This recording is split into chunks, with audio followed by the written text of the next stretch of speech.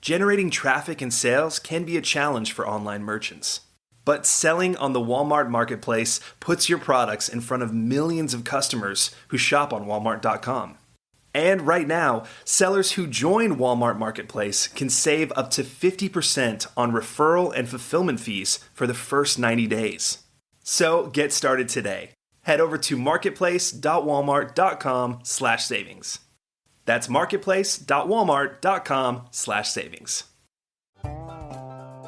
Welcome to E-Commerce Conversations, a podcast by Practical E-Commerce. What is going on, Internet? Eric Vandals back again with another E-Commerce Conversations. Hope all is going well on the other side of the Internet. On the other side of the table from me is the very popular, highly desired Tracey Wallace. Hello, everybody. I'm happy to be here. Yes. She has built quite the name for herself.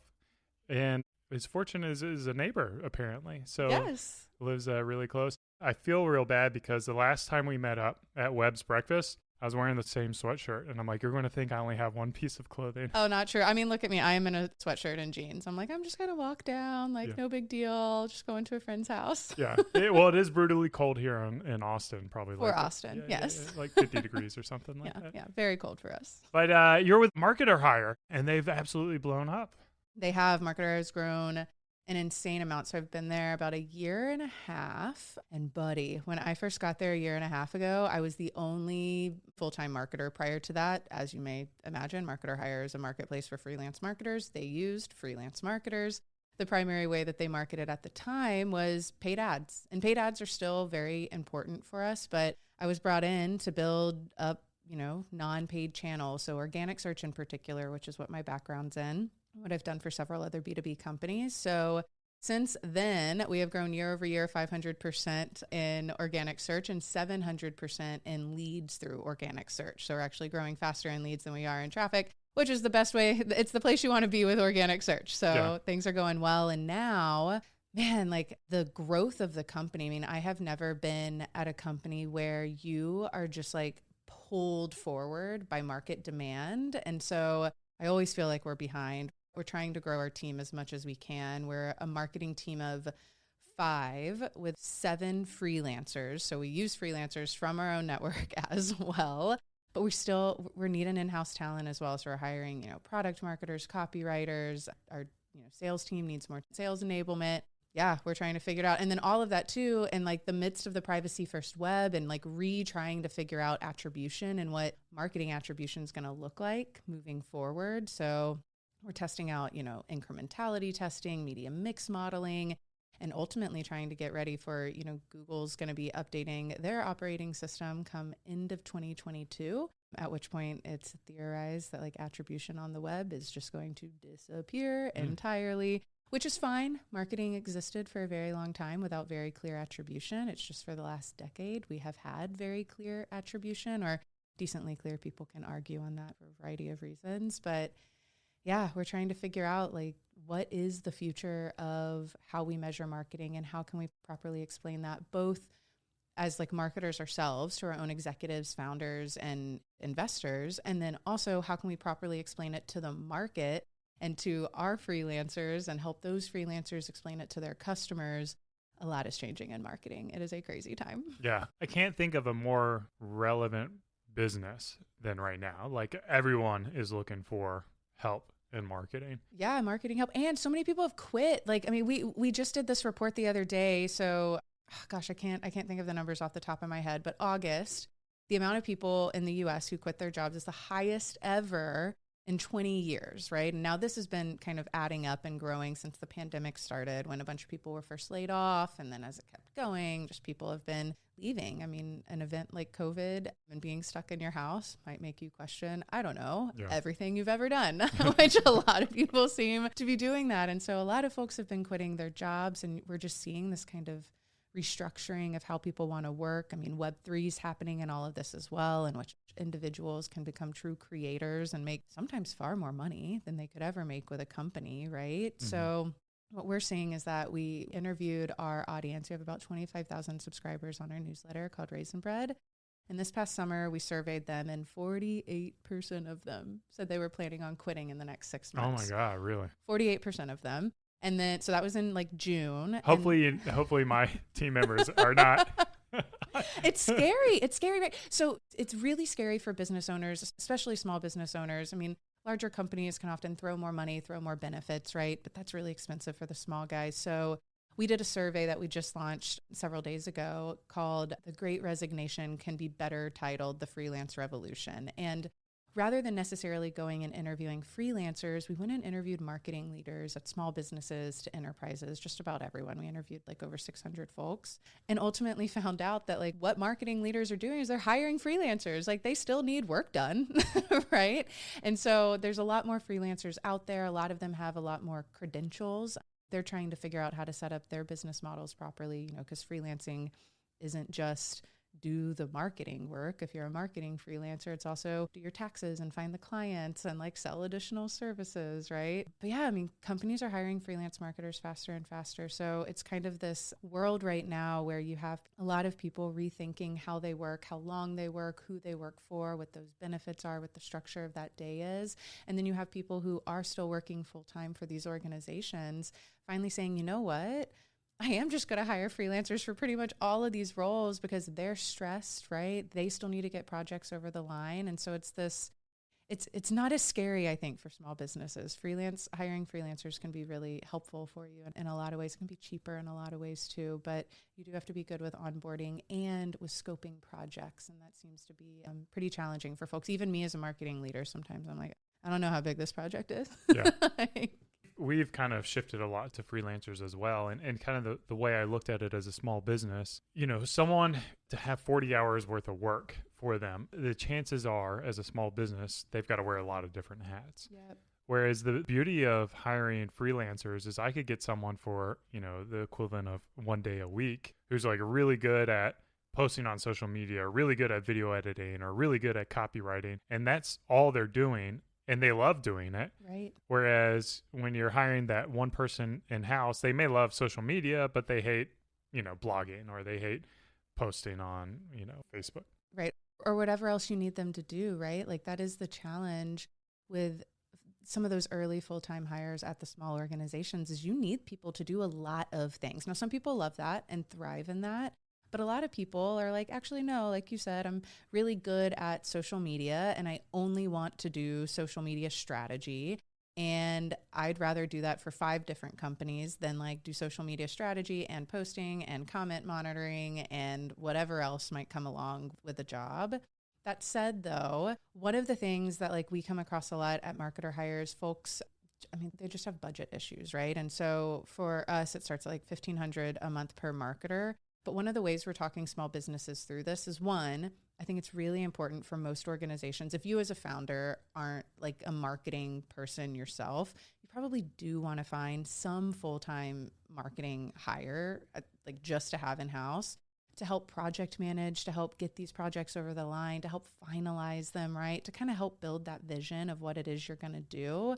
Because freelancers often can't come in and do that for you, right? They work off of like very specific scopes and on very specific projects.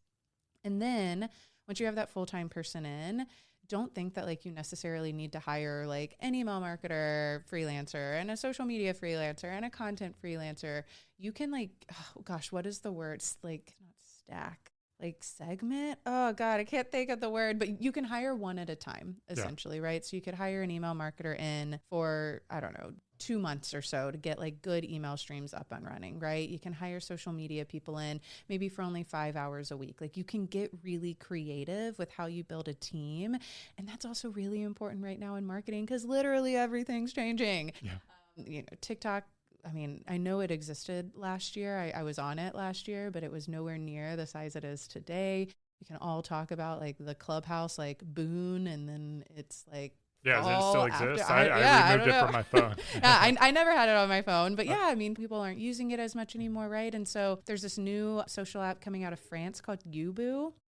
Have you heard of it? No. Like you, like YOU or? YUBO. And like teens are using it to like video chat with each other as they brush their teeth, apparently. Okay. And it's like becoming very crazy popular. Anyways, we don't know what's coming next in marketing and what all these different channels are. And for small businesses where you often have a competitive advantage if you jump on a channel really early, it can be really helpful to like be working within that freelance zone where you can, give people more work or take work away as channels and as trends kind of change.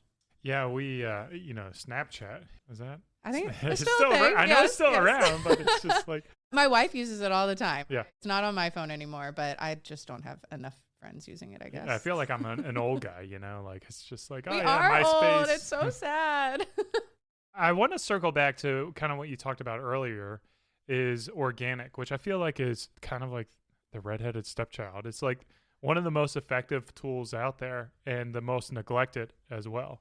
Organic search in particular. Yeah. What are the strategies to execute on that successfully and to grow that? Yeah. Well, so many things. My goodness, we could do like a 2-hour-long podcast on organic search strategies. Here's a couple reasons though why people often ignore it and the like kind of baseline advice I give to people. So one, organic search takes time. And people are not patient, right? Especially when you could like put money up behind a Facebook ad and like, I don't know, see how it works. Again, not a paid expert. I hear that's not the best strategy either, but neither here nor there. Organic search, for the most part, is going to take at least 3 months to start seeing results, more likely 6 months to a year, right? And for a lot of businesses, that's a lot of money to invest in something when you're not going to see the money for a long way out. So as a result, and historically, you've only seen larger companies invest in it, right? I worked at BigCommerce, or even BigCommerce. I mean, I was the only content person there for I was there 4.5 years. So for 3.5 years, like that's nuts. And they're a major organization, right? Shopify, on the other hand, had a bunch of people working on it. HubSpot invested in it very early. I mean, all of those are tech companies. I think Glossier is the like example in the direct to consumer world that people always talk about, but Glossier was into the gloss first. Right. So like, well, it's still there. They still have like 2 different properties. yeah. So they had a huge advantage, right? They had a blog for a long time first. Like that makes it a lot easier. So it takes a really long time. I understand why people don't invest in it.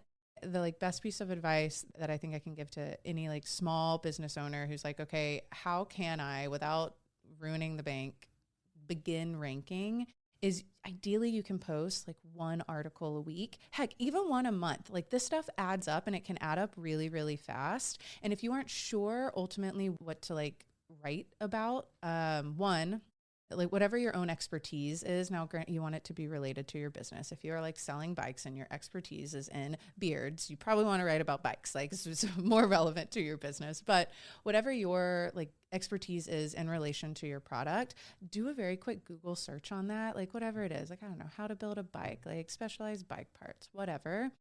There's a ton of SEO tools out there, but Google will tell you so much information. So just hop on there, Google it, look at what all those like, there'll be 10 articles on that page.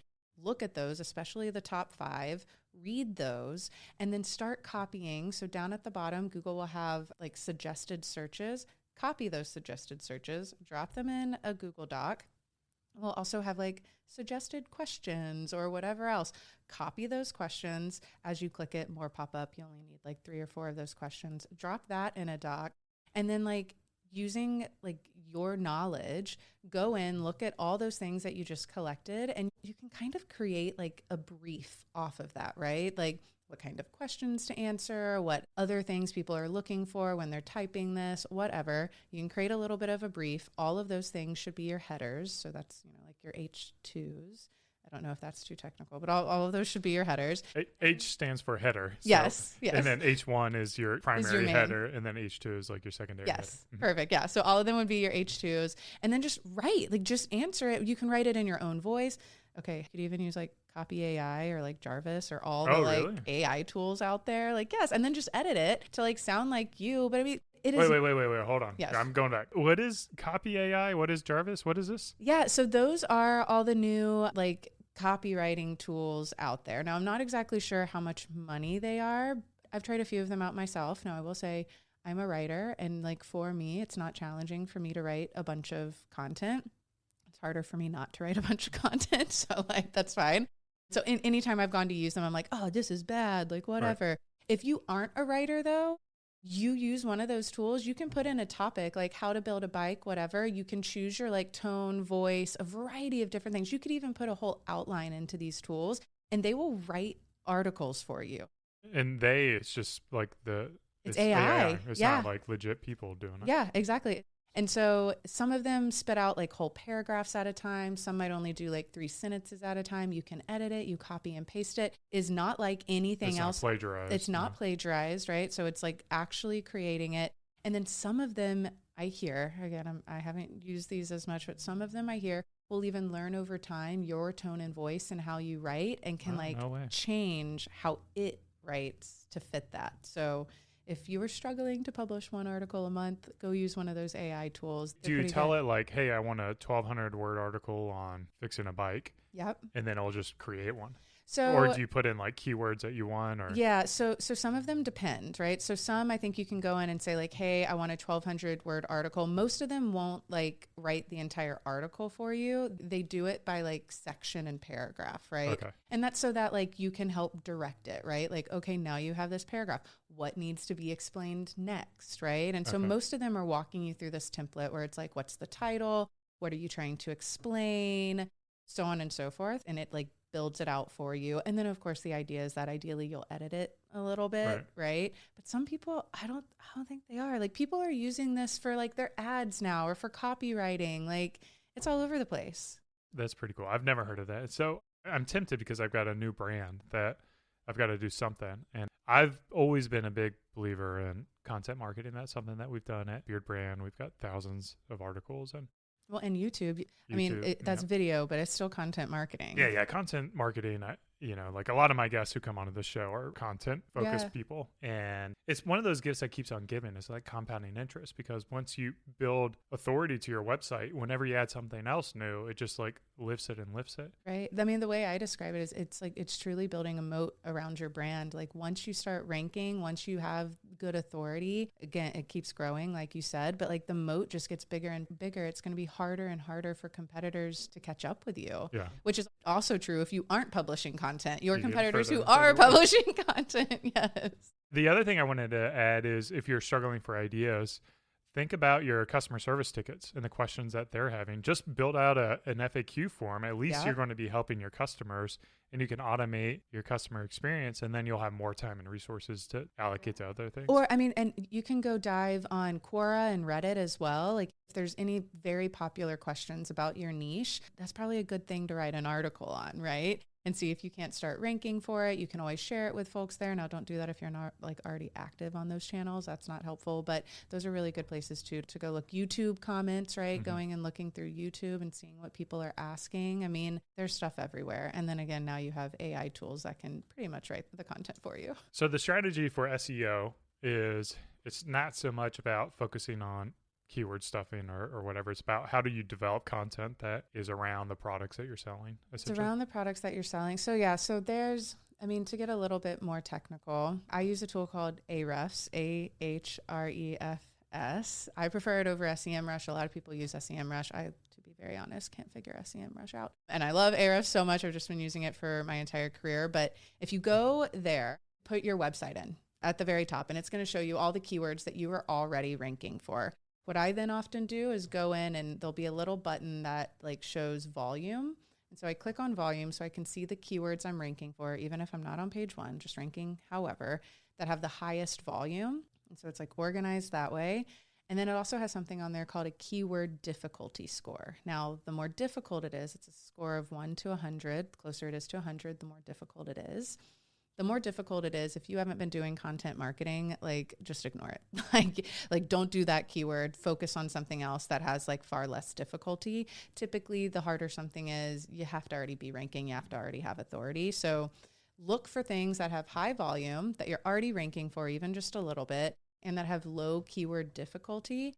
And then look at what that link is that you're ranking for and see what you can do to either add content there, make content better around that specific topic, or go and build out a blog post that better answers like what that keyword's trying to get at. And you can pretty quickly start moving up. Say if you're like, I don't know, number 40, which means you're essentially on like the 5th page of Google, you can start moving up pretty quickly just by doing that on a weekly basis. And that doesn't mean that you even need a long form blog post. Now, blog posts can be really helpful, but you can even do this on product pages. You can add more content in. Your reviews can certainly serve as content, though make sure, I know not all review plugins actually like index the reviews. So that's really important. Make sure that you're talking to your reviews tool about if they are indexing. I think on some of them you have to pay more for that, but that's just additional content. And as those reviews come in, that looks like brand new content to Google. And so in Google's eyes, it looks like you're updating that page like every day. That's fantastic. Like Google rewards people who are updating pages. So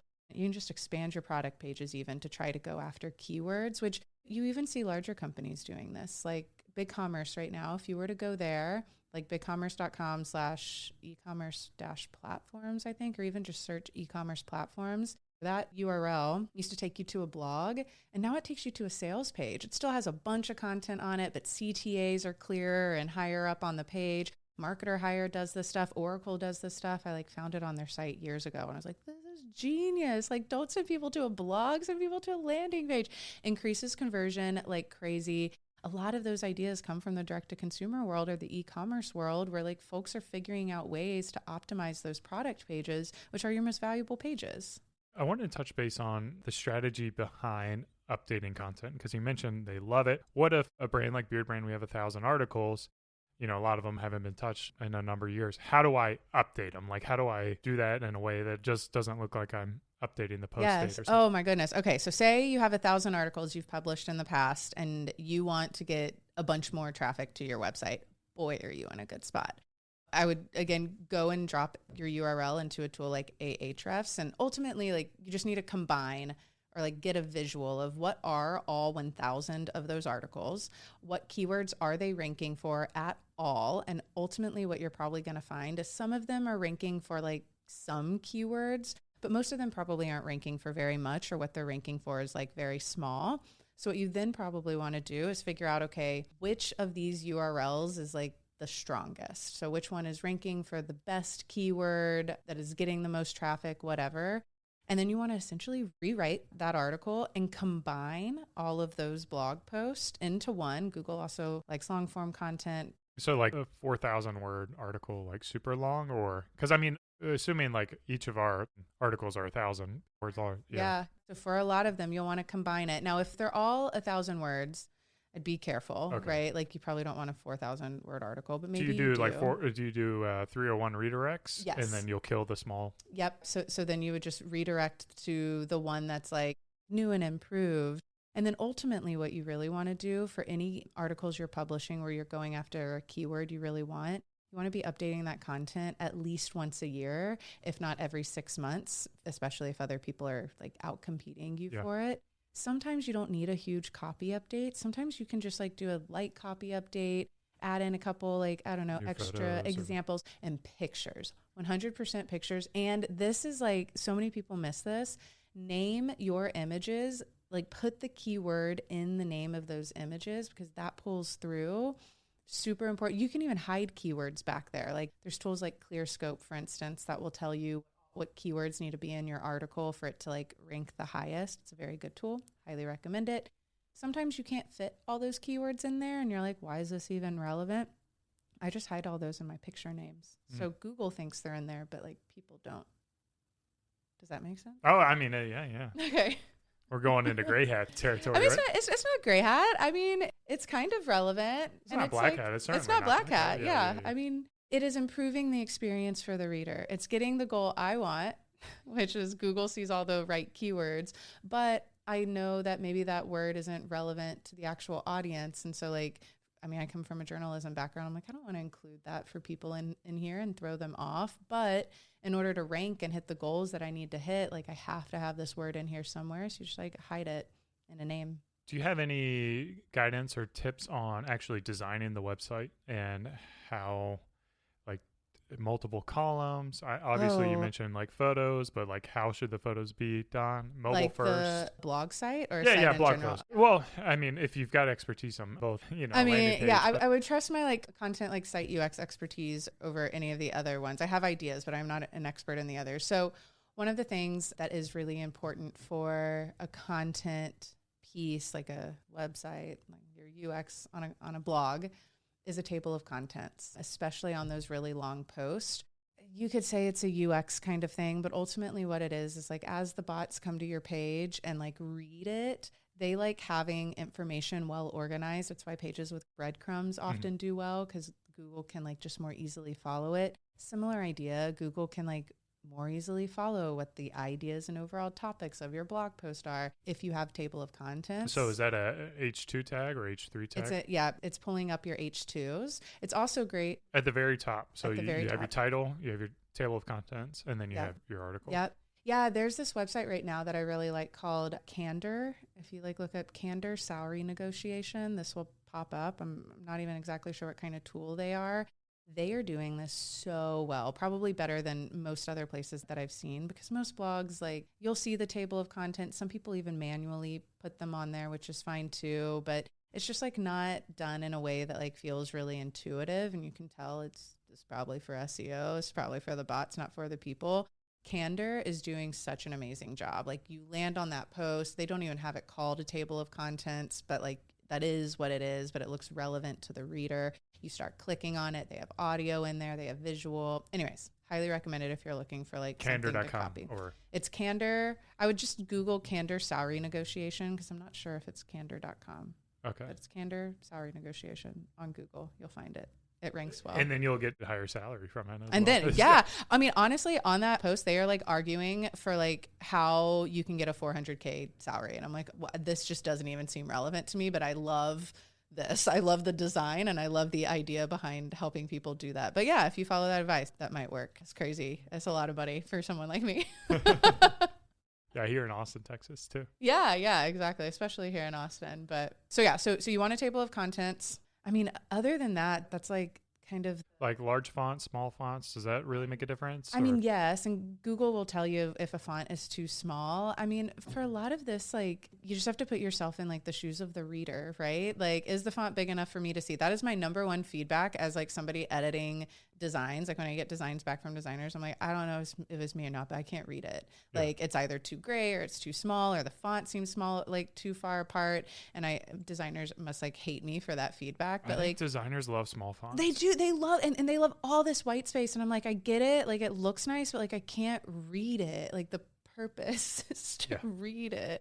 Anyway, so I would try to make font a little bit bigger. Make sure all of your headers, so that your H1s, H2s, H3s, ideally all the way down to H6s, make sure that they have like one within the code themselves. They're marked as H1, H2, H3. Google reads that. But also make sure like from a visual perspective, there's a difference, right? So that a reader can tell like what the hierarchy is, right? Like that's really important. So we talk about Google bots a lot where it's like Google bots like to be organized, right? People do too. Like they also like to not be confused on a page. So like make things stand out, make things easy to scan, right? Like if you're going to do bullet points, like, I don't know, maybe bullet points are in a little bit of a different color, or if it's like numbered lists, maybe those numbers are a little bit bigger. Like what will help people scan and like get the information they need? Because we're all busy, right? Right. And you want people to be able to get value from what you produce rather than coming to your blog and being like, God, that font's too small. I don't know what this is talking about. I can't even find what the headline was, right? Like that would be the opposite of good. So I don't know. That's not like that helpful. But like trust your gut and instinct, have a table of contents. And then, I mean, look at what other people are doing. Candor salary negotiation's really good. What are people doing for email collection? Do you recommend pop-ups or? No, well, oh God. Okay. I hate pop-ups. I've always hated pop-ups, but they work so well, like so well. And every single one of my like growth marketing people always argue me on this, and they win because the data proves that people love pop-ups. I personally, as a human on the internet, I hate pop-ups like so much. No, I don't want you to pop up an offer when I'm about to leave the website. Like, no, like if I wanted to give you my email, I would find it. But keep in mind, I'm a marketer on the internet, and I, as a result, often know where to find to give people my information. And that's not how most people are, right? So pop-ups work really, really well. There are some SEO implications behind using them. Google doesn't like pop-ups either. But I haven't been able to find an SEO person yet who like shows me that it will tank a site. So if you want to collect more emails, a pop-up probably makes sense. Just know there will be people like me out there who hate the website because of it. You and me both. Yes.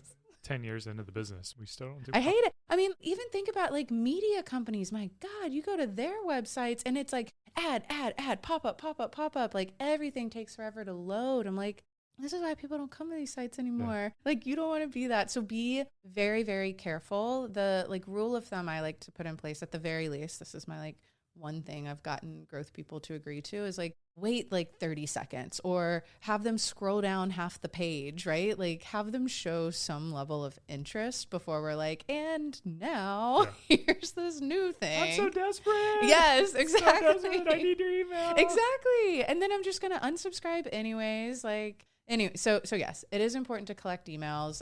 I do like what some of the brands are doing with SMS, where one, they'll put it in like their Twitter handles or Twitter profiles or on the website as well. Or, I mean, on packaging, there's a bunch of different ways you can do it. But where you text them, oh my God, I love that, right? Where it's like, and that's your opt-in, right? Is you texting them. That's the opt-in. I love that. That does not feel like it's in my face. That doesn't feel desperate. It feels more normal. Like when you say you text them, the visitor texts the company? The visitor texts the company. So it's not even like a phone number collection, right? And we've all seen those same kind of pop-ups where like, give us your phone number and you'll get 10% off. Instead, it'll be like, oh, there were some brands that did this so well. We do a text style to this phone number and then we'll give style advice. Exactly. Stuff like that. I love it. I think it's genius. Or like there were like cooking brands that did that during COVID that were like text recipe to this number and we'll send you recipes. And I'm like, this is genius. You didn't spam me. I asked specifically for this. It's related to the brand and a content marketing kind of style so that I'm building trust and affinity, but I'm not annoyed. It's very easy to opt out when I don't want it anymore. Like, I love it. I think it's genius, but also I don't know how it's working for brands. Just as a consumer, I like SMS is killing it, I think, for everybody. Okay, good. So. Good. You've heard it here. It's working. Yeah. I think you got to get on that train before it gets too burnt out. So like email. I think it's kind of at that point where it's not so early that people are jaded. They've already gotten their SMS messages. Right. And it's not too late where it's like email, Yeah. So well, I mean, not to like turn this around on you. What else are y'all doing in SMS? Is it just the style stuff or so we kind of break it down to two different camps. It's one where it's a customer experience, kind of like customer support. They'll text us photographs of like their beard and we'll tell them how to trim it or shave it. Oh my gosh, that's amazing. That's like Warby Parker's like very early like tweet. I can't remember what it was, but people used to like tweet at them wearing like their different Warby Parker glasses and like their support team would respond with like which one they thought looked best. Yeah. So we'll get like updates, a couple months down the road as their beard's grown in. Yeah. And it's just really cool. And then there are people who purchase from us and during the purchase process, they'll accept marketing. And that's going to be more kind of like campaign driven. Right. We'll try to integrate as much, like two-way communication, for lack of better terms, as possible. But that is kind of more of that traditional blast. Right. I mean, I will say my favorite kind of SMS message from a brand is the message that my package has been delivered. Oh, yeah. Like, I will always open that. I will immediately get up and go get it, lest my dog come and ruin the package or unless somebody like comes and takes it. But that in of itself, I used to have a direct-to-consumer brand called Doris Sleep. Is on BigCommerce, and I love BigCommerce for a lot of reasons. I used to work there, very helpful. If I were ever to move to Shopify, the main reason I would move, the number one reason I would move is because they have that like text message upon delivery just like built into their checkout, and it's so nice. I love it. Tracy, where can people reach out to you? Where can they contact you? How can they support you? Yeah, I'm at Tracey Wallace, TraceWall on Twitter. I'm pretty active on Twitter. You can DM me, follow me, all of that jazz. That's really my main place. And then there's MarketerHire. So at MarketerHire, you can always subscribe to Raisin Bread. It is a newsletter sent once weekly. We don't do SMS right now or pop-ups. So enjoy the site. Yeah. And if you're one of those marketing team members who might be doing freelance work. Yeah. If you need to hire freelancers, if you are someone who wants to freelance, but doesn't necessarily want to find your own clients, MarketerHire finds clients for you so you can apply. It is a pretty rigorous vetting process that you go through. We are looking for folks who are experienced, but once you get in, I mean, we have folks on the platform making upward of $300K a year without having to go find their own clients. So nice. It's nice for them. Sweet. Well, this has been another e-commerce conversations. Hope you guys had as many takeaways as I did. I'm going to get some AI writing done. Copy AI. Yes. Right after this. Cheers. Keep on growing.